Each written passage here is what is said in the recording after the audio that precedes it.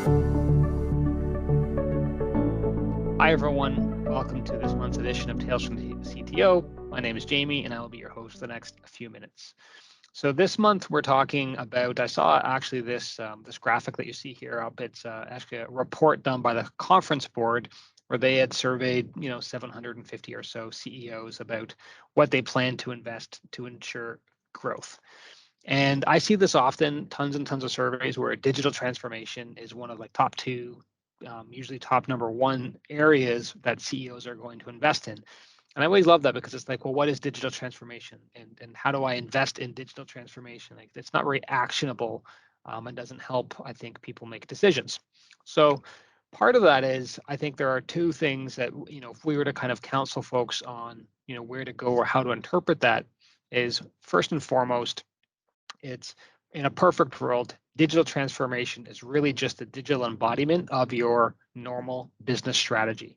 So if you've created a strategic roadmap, if you have some roadmap in general for your organization, or in fact, if you've already created a technology roadmap that's aligned to your business strategic roadmap, then that's great. And that's all about looking at areas of opportunity around augmenting what you do well, supporting things that perhaps are underserving your business or not adding as much value as they could, or looking for other types of services or entities that can be enhanced through or via technology. And then basically mapping that out and figuring what the execution of that would be. And that's really kind of linking digital transformation to your strategic roadmap and using and digital transformation being the activation arm, if you will, for the roadmap itself. The second, let's say, interpretation of digital transformation and how to actually action that recommendation, if you will, from CEOs is to be data-driven. So, what does it mean to be data-driven as it relates to digital transformation?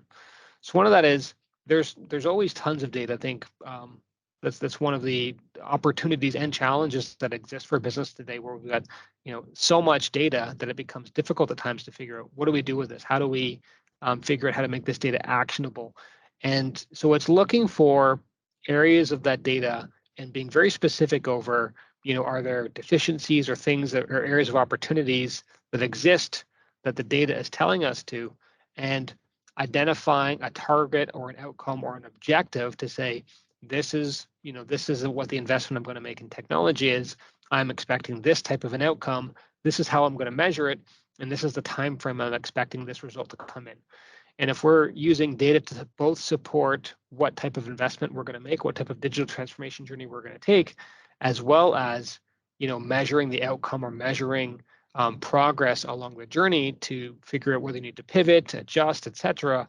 I mean, that's really, in my opinion, how we kind of get to data-driven digital transformation. It's using the data to both inform our journey in the first place, and also using the data to measure, adjust, and evaluate the performance of our actual journey itself. If you want to have further conversation or kind of dive into either of these topics in general, we'd love a conversation. You can reach out at CTO@ProServeIT.com. That does go directly to me. And looking forward to the conversation. And next month, we talk further about technology on Tales from the CTO. Thanks for your time.